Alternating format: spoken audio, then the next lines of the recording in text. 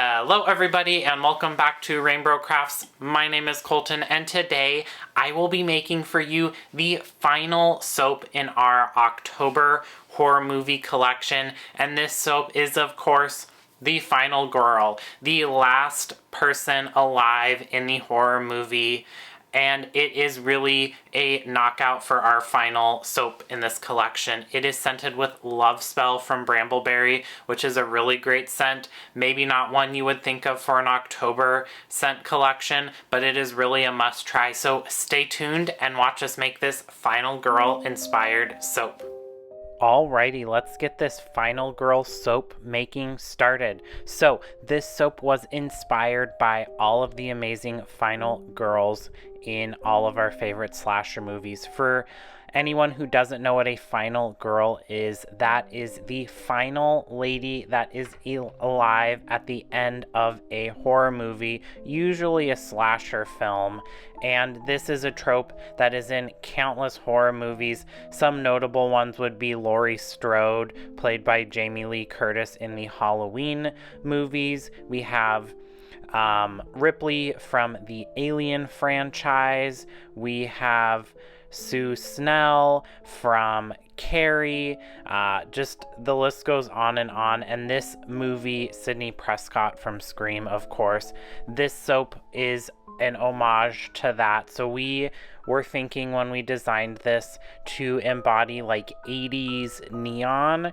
And for the fragrance, we decided to go with Lovespell from Brambleberry, which is a Victoria's Secret's dupe or inspired by scent, and it is a little citrusy. There's some stone fruit, bright floral notes, tonka bean, coconut milk, and white musk. It is a really nice, not overly sweet floral that kind of has a little coziness to it from the musk. So it is a really nice fragrance to add to this. So once I have that all whisked in and brought to a really light trace, I am going to portion off the soap batter into 3 separate containers. So I'll have 4 containers in total, and each of these is going to get a different color.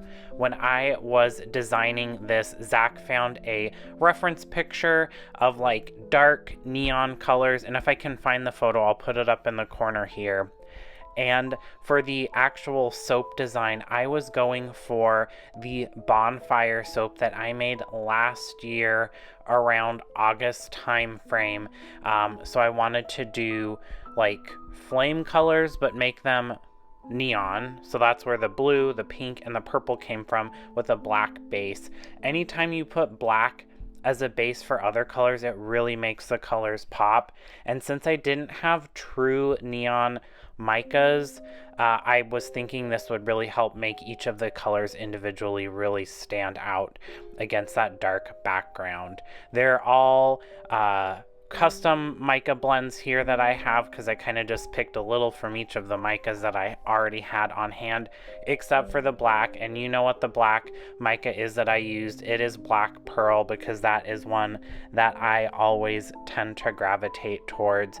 I do know that the pink one has some neon pink mica. It's the only one that we actually had neon of, but I did add, I want to say like amaranth or something to give it a little shimmer, because our neon pink doesn't have a shimmery effect.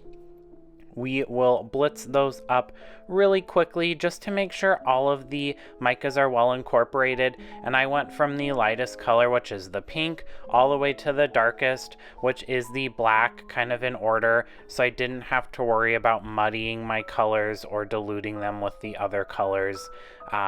They do look much lighter on camera than they did in person, and I also know that the Lovespell fragrance oil did discolor, I want to say, to like a yellowy color, so it did kind of make all of these colors a little more saturated than what the camera is showing here. Once those are all blitzed up, I will scrape off my stick blender there, because we are not coming back to that. We are done blending everything up, and then I will just go in with pretty much all of the black soap batter that I have, and we will just level everything out, just swish it around a little bit, and then I will go in with each of those 3 primary colors, the main colors that I have here, and do really quick pass-throughs with those colors to get nice kind of chunky blobs of solid color.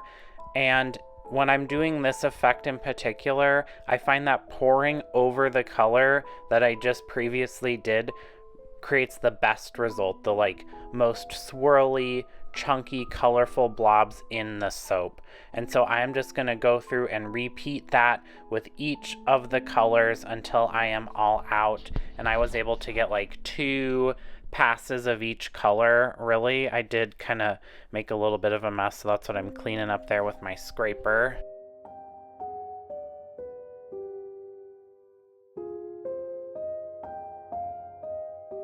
If I do make something similar to this again, I do want to get some neon micas because I really think that would have kind of even elevated this design a little bit more. That's just not normally the color, temperature, or vibe that we go for, but sometimes it's fun to play outside of the coloring box from what you have.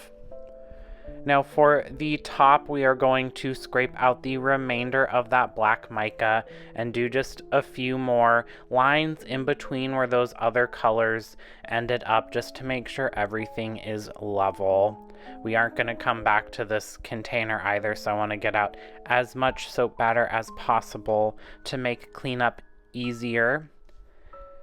And then we will just repeat that cleanup process with each of the colors. I am just kind of scraping stuff out. This fragrance oil played really nicely in the cold process soap. I did also use this in the gemstone soap kit from Brambleberry, and I did a video of that a couple weeks ago, and I'll put a card up in the corner if you didn't watch that. And that's actually what inspired us to use it for this soap, because we have those gemstone soaps in our bathrooms and they smell really, really nice.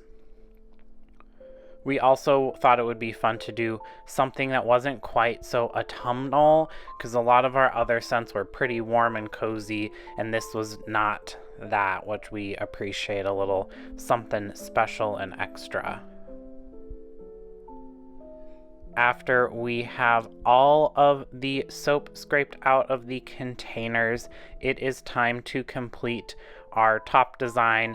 And if you watch our channel often, you'll know that I do love a good feathering technique, and that's what we're gonna do here. But before we actually get in with the feathering technique, I will break out my wooden dowel, and I am gonna use that to even out the top and to kind of get like a smeary effect.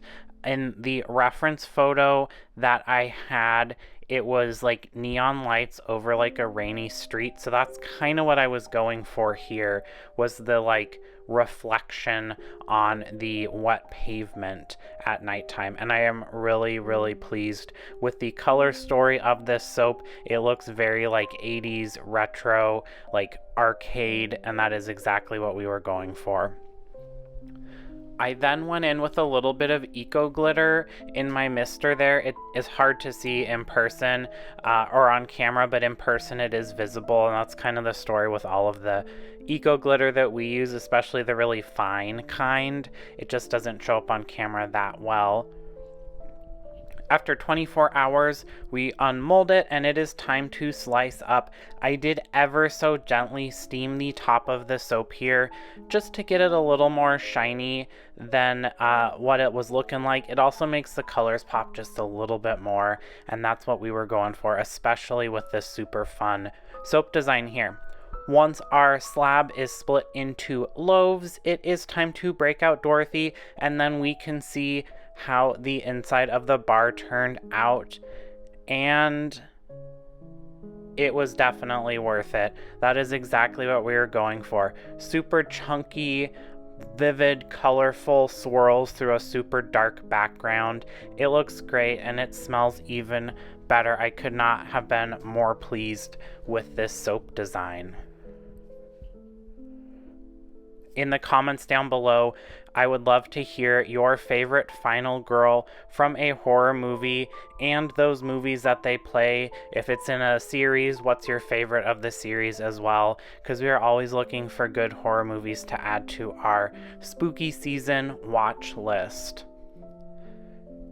This soap, along with all of our other horror movie collection soaps, will be available in person and online. Check out our website, rainbrocrafts.com, for details on that. They will be for sale starting October 1st at 10 a.m., so definitely check those out. It is a really fun, spooky collection, probably our favorite of the season.